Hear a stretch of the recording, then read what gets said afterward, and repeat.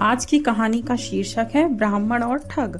और यह कहानी पंचतंत्र नामक पुस्तक से ली गई है। बहुत समय पहले एक गांव में सीताराम नाम का ब्राह्मण रहता था।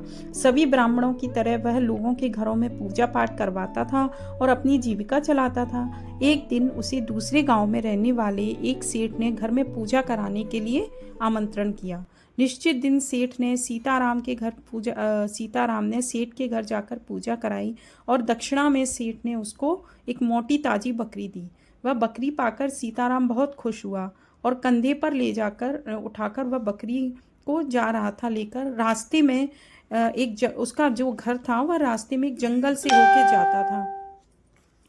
उस जंगल में 3 ठग छुपे हुए थे। जब उन्होंने सीताराम को उस बकरी के साथ देखा तो उसकी बाँछें वो खुश हो गए बहुत ज़्यादा। एक ठग बोला, भला ऐसी मोटी ताजी बकरी इस ब्राह्मण के क्या काम की? तो दूसरा ठग बोला, हाँ बिल्कुल सही कह रहे हो, या तो सिर्फ दूध पीकर इसे बर्बाद करेगा। हम इस बकरी का स्वादिष्ट मांस पकाकर खाएंगे। उन तीनों ने उस बकरी को ब्राह्मण से ठगने की योजना बनाई। फिर तीनों ठग उसी अपनी योजना को अंजाम देने के लिए चल पड़े। एक ठग उसी रास्ते पर बढ़ने लगा जिधर सीताराम आ रहा था। सीताराम पर नजर पड़ते ही वह तेजी से चलता हुआ उसके पास जाकर पहुंचा और बोला, हे राम, हे राम। ब्राह्मण देवता, आप इस कुत्ते को पीठ पर लेकर कहाँ जा रहे हो? आपने तो धर्म का रास्ता बिल्कुल छोड़ ही दिया है। शास्त्रों के अनुसार ब्राह्मण को इस प्रकार कुत्ते को स्पर्श नहीं करना चाहिए। दूसरा बोला, वो तो ब्राह्मण देवता सुनकर चिल्लाया, सीताराम चिल्लाया, क्यों, ये बकरी तुम्हें कुत्ता दिखाई दे रही है? तुम जाकर अपने दिमाग का इलाज कराओ। बुरा न मानिए ब्राह्मण देवता, ठग हाथ जोड़कर बोला, मैंने तो वही कहा जो मैंने देखा, बाकी आपको जैसा ठीक लगे वैसा ही करिए। कुछ देर बाद दूसरा ठग सीताराम के पास आकर बोला, अरे ब्राह्मण देवता, ऐसा अनर्थ मत करो। एक ब्राह्मण होकर आप ऐसा कर रहे हो? आपको तो यह कार्य कदापि शोभा नहीं देता। तो सीताराम ने हैरानी से पूछा, क्या हो गया? अरे, एक ब्राह्मण के होते हुए आप मृत बछड़े को लेकर जा रहे हो? ब्राह्मण के लिए ऐसा कार्य उचित नहीं है। अगर आपको सही लगे तो मैं यह कार्य कर देता हूँ। तो सीताराम को फिर से गुस्सा आया। उसने कहा, अंधे हो गए हो क्या? तुम्हें ये इतनी बड़ी बकरी मृत बछड़ा दिखाई दे रही है?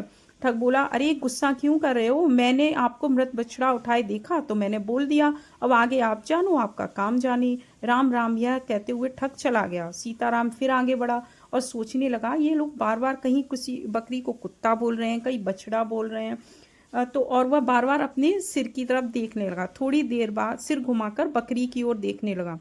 थोड़ी देर बाद तीसरा ठग आया और सीताराम के कंधों पर बकरी उठाए अपनी उन्हीं विचारों में खोया हुआ चलता जा रहा था। सीताराम को देखते ही ठग दौड़ता हुआ पहुंचा।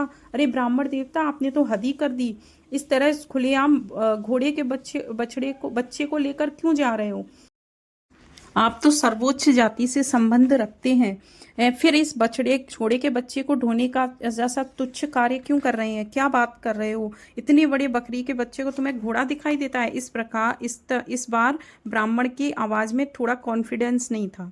अरे ब्राह्मण देवता, ठग हंसता हुआ बोला, आपको क्या हो गया है? एक ब्राह्मण होकर घोड़े के बच्चे को बकरी बता। ठग की बात सुनकर ब्राह्मण भौंचक्का रह गया। सोचने लगा, अभी तक मिले तीनों आदमियों ने मुझसे बकरी को किसी ने कुत्ता बोला है, कहीं मृत बछड़ा और किसी ने घोड़ा बोला है। ऐसा क्यों हो रहा है? कहीं ऐसा तो नहीं है भूत हो और बार बार रूप बदल रहा हो? ऐसा सोचकर ब्राह्मण ने बकरी को तुरंत फेंक दिया और वहां से भाग गया। तीनों ठग बकरी पाकर बहुत खुश हुए और उन्होंने रात को बकरी मारकर उसका मांस पकाकर खाया। इस कहानी का मोरल यह है कि व्यक्ति को किसी की भी बातों पर विश्वास